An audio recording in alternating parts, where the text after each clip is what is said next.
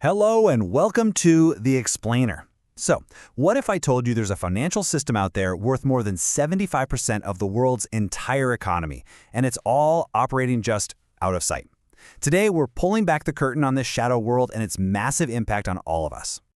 Let's just start with a number, shall we?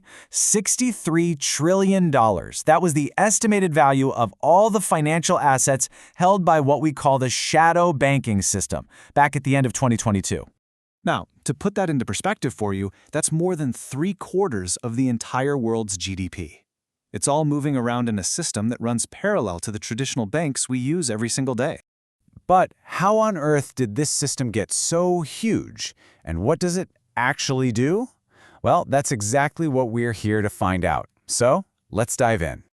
Okay, so before we get into the big players and all the power they hold, we really need to get a clear definition of what we're talking about. At its core, shadow banking is really just a catch-all term for a whole bunch of non-bank financial companies. We're talking about hedge funds, money market funds, big investment banks. They do a lot of the same stuff as regular banks, like creating credit. But, and this is the key, they do it outside the normal rules and regulations. And that difference is absolutely crucial. Traditional banks, they're funded by our deposits, they're heavily regulated, and they have safety nets like deposit insurance. Shadow banks, they get their funding in different ways, they face way less regulation, and they don't have those same safety nets. That makes them potentially a lot more vulnerable when a crisis hits.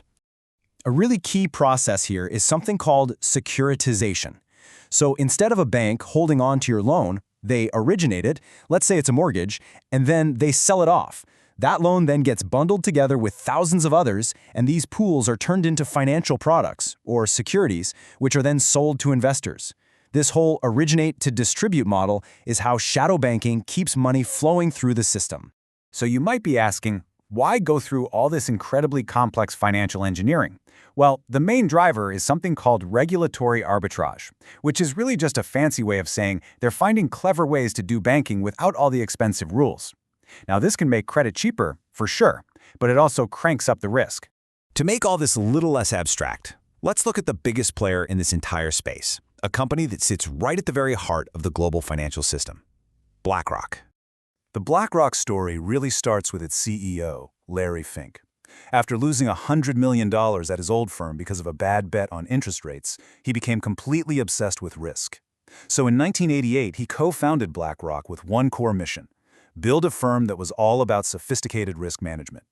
And well, that focus definitely paid off. By 2022, BlackRock had become the world's largest asset manager, with a truly staggering $8.49 trillion in assets under its management. But the engine behind this massive empire isn't just people, it's a ridiculously powerful piece of technology. It's called Aladdin. It's this massive electronic system that combines risk analytics with AI. And it's so powerful that it doesn't just manage BlackRock's own money, they license it out to their competitors. And it oversees more than $21 trillion in total. Now, this raises a pretty serious concern. With tens of thousands of traders all over the world relying on its models, what happens if Aladdin has a blind spot? The entire global financial system could be at risk. And whenever one company has that much influence over how global money flows, controversy is never, ever far behind. In the last few years, Larry Fink has used his huge platform to champion what's known as ESG investing, pushing companies to think about their environmental, social, and governance impacts. In his famous annual letters to CEOs, he's basically urged them to serve a social purpose, not just to chase profits. But here's the thing. Critics argue there's a massive gap between what the company says and what it actually does. The moment you look past those letters and into BlackRock's real investment portfolio, the story changes pretty dramatically. This data really brings that contradiction to light.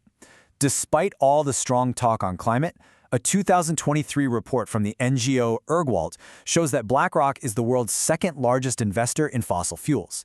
We're talking over $263 billion in companies that are developing coal, oil, and gas. And this research from InfluenceMap really shows you the sheer scale of that impact. BlackRock's investments are linked to fossil fuel reserves that, if they were burned, would release gigatons of CO2 into the atmosphere. That directly undermines its public push for sustainability. And the criticism doesn't stop there. BlackRock has been under fire for its investments in Chinese companies that were blacklisted by the U.S. over human rights issues, for its huge stake in corporations that bought up single-family homes after the 2008 crisis, and for constant accusations of greenwashing. I mean, just take the Amazon rainforest. A 2022 report from Amazon Watch pointed to BlackRock as a top investor in mining companies operating there, directly connecting its money to deforestation and the violation of indigenous rights. So after looking at the whole system and its biggest player, what's the big picture here? What does all this actually mean for us? Well, first, it's pretty clear the shadow banking system isn't some niche thing on the fringes anymore. It's a central, load-bearing pillar of modern finance.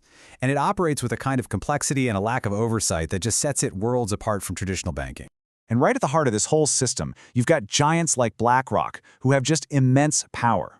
They publicly call for a new, more responsible kind of capitalism, but their own investment data often shows this massive financial commitment to the exact industries that those principles seem to oppose. And all of that leaves us with one final, and I think crucial, question. In a world where trillions of dollars are managed by just a handful of companies operating outside of the traditional rules, we have to ask ourselves, who is truly shaping our future?